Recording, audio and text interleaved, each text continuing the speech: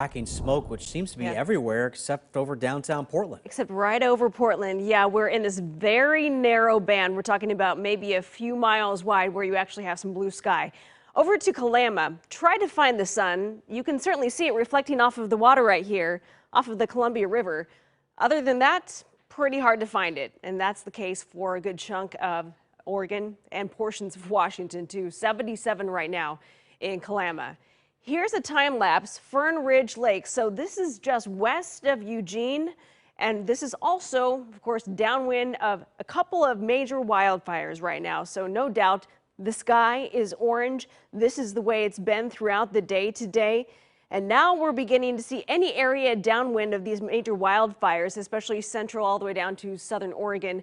We are looking at a virtually black sky with visibility down to about a mile. But yeah, as soon as you get up closer to, let's say, southwest Portland, all the way into Vancouver, your visibility improves dramatically. Let's look at those wind speeds right now out of the east at just about 30 miles per hour. Portland wind gusts certainly not as strong as what we saw yesterday. That's one tiny improvement. But the thing that we're trading up for that is the fact that we're dry. We've been dry for several days in a row now. We're talking about extreme dry conditions, relative humidity in the teens and 20s. Now, Vancouver out of the east at about 20 miles per hour. Those strong easterly winds also reaching the coastline, which is heating things up right at the beach, where temperatures at the beach right now are in the upper 70s, similar to what we have right now in the valley. The worst of the air quality, as you might assume, of course, will be downwind of these fires in the unhealthy to very unhealthy to hazardous categories. That being just north of Medford. You go to Roseburg, unhealthy for sensitive groups. Eugene over to Corvallis, we're seeing the very unhealthy categories over to Salem and Mill City. Those categories, that's considered hazardous. That's at basically the top of the list of the worst air quality you can get. And then we move into Portland, over to Vancouver. This is where we're seeing the good category for air quality. Then as soon as you head up to Longview, remember I just showed you that picture from KALAMA where you couldn't even see the sun out there. That is now considered unhealthy for everybody. So do what you can to stay inside. Visibility down to a mile. Eugene over to Salem and continuing over to Florence. This little cluster right here is where we're seeing the worst of it. You go to Portland, Vancouver, no problem. Good visibility, at least 10 miles for you. Wind gust forecast. Let's talk about when we expect those winds to finally die down and also change direction, which is going to have multiple impacts. Some of them good, some of them not so good. We get to those overnight hours, noticing for the metro all the way down to Salem.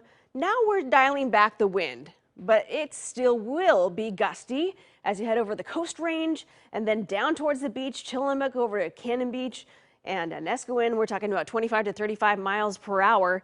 And then, of course, over the Cascade Crest, that is where the strongest winds will continue, anywhere from 40 to 45 miles per hour.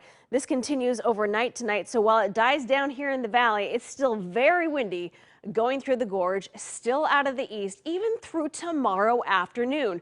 Our wind direction really isn't going to be changing much until we get to Thursday and Friday. Then we'll see a wind direction reversal, which in some cases will help clear you up to the south, but could also drive all of that new wildfire smoke back the other direction and back up and over, let's say, places like Portland or Vancouver. So we're going to be watching that closely. 7-day forecast. We heat up before we cool down. Thursday, the hottest day for us this week, upper 90s, and then we get right back to the 80s for the weekend. Sunday looks pretty good. So does Monday, mostly cloudy by then. Upper 70s to low 70s, and then finally getting away from that heat and those extreme winds. Thank you, Natasha. So much going on.